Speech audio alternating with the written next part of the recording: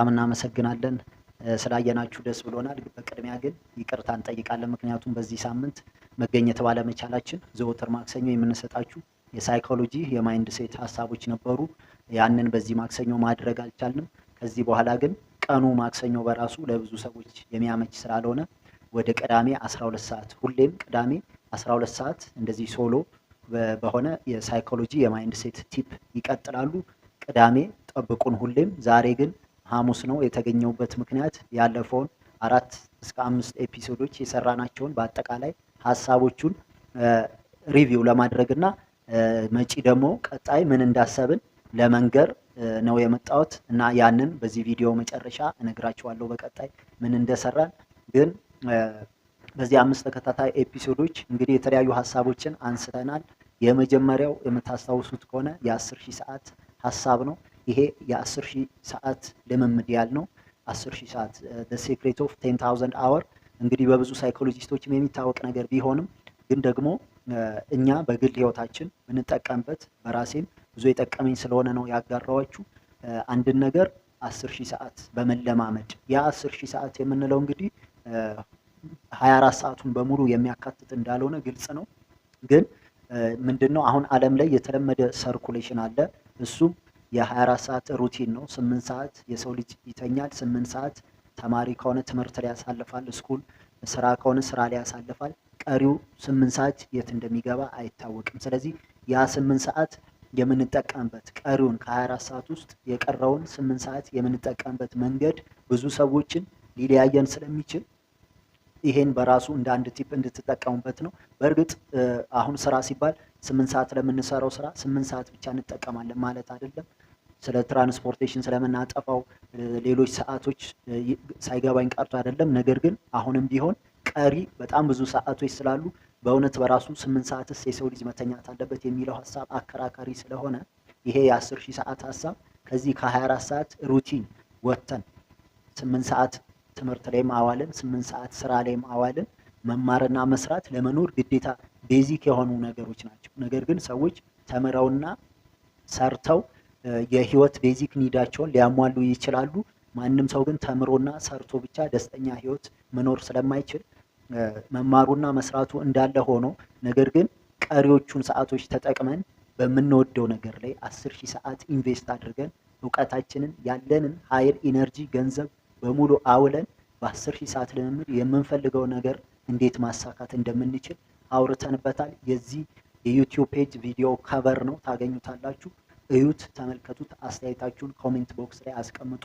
የእናንተን ሀሳብ ሰምተን ደግሞ የበለጠ ሀሳቡን እናሰፋዋለን። ስለዚህ ከዚህ ከ24 ሰዓት ሩቲን ወጥተን ማሰብ አውት ኦፍ ዘ ቦክስ ማሰብ ካልቻለን ህይወታችንን መቀየር ስለማንችል የግድ ይሄን ሀሳብ ብንጠቀምበት በጣም ደስ ይለኛል። ሁለተኛ ደግሞ የሰራነው ኤፒሶድ ኤግዛም ሳይኮሎጂ ጊዜው ማትሪክ ብዙ ልጆች 12ኛ ክፍል የሚፈተኑበት ስለነበረ ስለ ኤግዛም ሳይኮሎጂ እንዴት ፈተናን የምናይበት መንገድ መቀየር እንዳለበት አውርተናል። እንግዲህ ፈተና ሲባል በጣም ብዙዎቻችን ገና ፈተና ሲባል ፍረስትሬት እናደርጋለን። ያ ነገር ግን ስህተት ነው።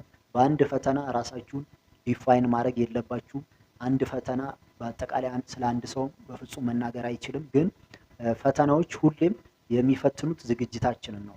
ስለዛ ነገር ስለዛ ኮንሴፕት ያለንን ሬዲነስ ነው እንጂ የሚያሳየው ስለኛ ጎብዝና ስለኛ ኢንተሊጀንስ በአንድ ፈተና አይኪው ቴስትን ጨምሮ በጣም ባያዝድ የሆኑ የዓለም አሰራሮች ስላሉ በፈተና ራሳችንን ዲፋይን ማድረግ እንደሌለብን፣ ነገር ግን ፈተናው ጥሩ ከሆነ ዝግጅታችን ጥሩ ነው ማለት ነው። ፈተናውም ጥሩ ካልሆነ ዝግጅታችን ጥሩ አይደለም። ወይንም ሌላ ተያያዥ ፈተናን ለኛ በራሱ ለፈተና ያለን እይታ ምን ያህል ፈተናው ላይ ተጽዕኖ እንደሚያመጡ ነግሬያችኋለሁ። ስለዚህ አሁንም 12ኛ ክፍል ያልጨረሳችሁ ፈተናውን ያልወሰዳችሁ መልካም እድል እየተመኘው የተቻላችሁን በመስራት አጠቃላይ ግን ፈተናን የምትቀበሉበትን መንገድ አስተካክላችሁ ወደፊት ህይወታችሁ እንድትጓዙ እመክራለሁኝ።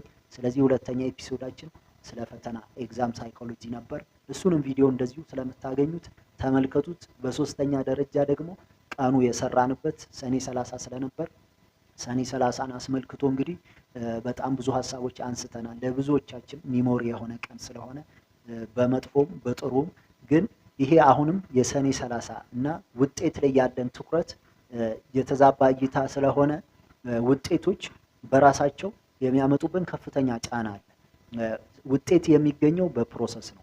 ስለዚህ ኦዲት ማድረግ ያለብን የአመቱን ፐርፎርማንሳችንን የአመቱን ስራችንን ሳይሆን በየቀኑ ራሳችንን ኦዲት ብናደርግ በየቀኑ የምናሳልፈው ሩቲን ላይ ብንሰራ ሰኔ 30 ምንም እስካይመስለን ድረስ በጣም ስኬታማ ሆኖ ሊያልፍ እንደሚችል አይተናል። ስለዚህ ሰኔ 30 በደረሰ ቁጥር ዲስአፖይንትመንት ለራሳችን መጥፎ ነገርም ከማየትና ከማስተናገድ ከዛው ሰኔ 30 ባለፈ ማግስት ጀምሮ ከመስከረም ጀምሮ በየቀኑ የሰራ ነው ያጠራቀምነው ነገር መጨረሻ ላይ በጣም ጥሩ ውጤት ይዞ ሊመጣ እንደሚችል አስበን ከሪዛልት ወይንም ከውጤት አስተሳሰብ ወደ ፕሮሰስ ወደ ሂደት ላይ አተኩረን ምክንያቱም በግሌም የማምነው አንድ ስኬት የሚመዘነው በሄድንበት መንገድ ነው እንጂ በውጤቱ ብቻ ስላልሆነ ሂደቱ ትክክል ከሆነ ውጤቱ ያማረ ይሆናል፣ ስኬቱ የዘለቀና በብዙ ሰዎች ተቀባይነት ያገኘ ስኬት ይሆናል።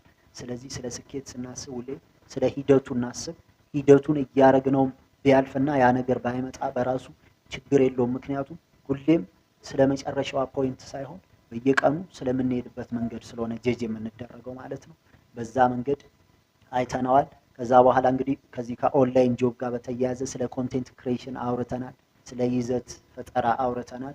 የተለያዩ ይዘቶች ቤታችን ካለን ሆቢ ተነስተን ይዘት ፈጥረን በዛ ይዘት ማህበራዊ ሚዲያ ላይ ራሳችንን አስተዋውቀን እንዴት የራሳችንን ፕሮዳክት የራሳችንን ሀሳብ መሸጥ እንደምንችል አውርተንበታል። ስለዚህ እሱንም ሀሳብ እንደዚሁ ታገኙታላችሁ፣ ተጠቀሙበት። አራቱን ተከታታይ ኤፒሶዶች እነዚህን ይመስላሉ።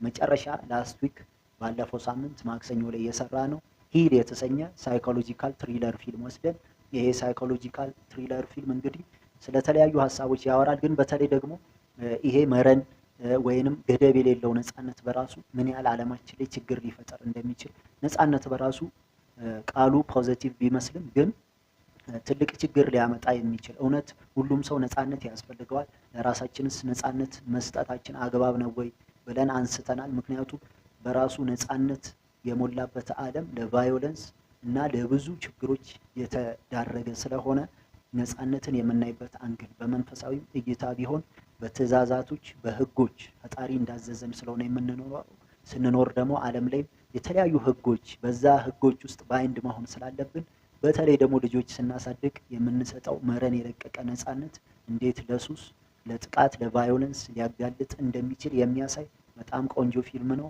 ጆን ኮማሳ ነው ዳይሬክተሩ እና ይሄን ሂል የተሰኘውን በጉድ ቦይም ብትሉ ታገኙታላችሁ። ፊልሙን ማየት ይቻላል። ሳይኮሎጂካል ትሪለር ነው። ፊልሙን ደግሞ የተረክንበትን ቪዲዮ ያለፈው ሳምንት ቪዲዮ ላይ ታገኙታላችሁ ማለት ነው።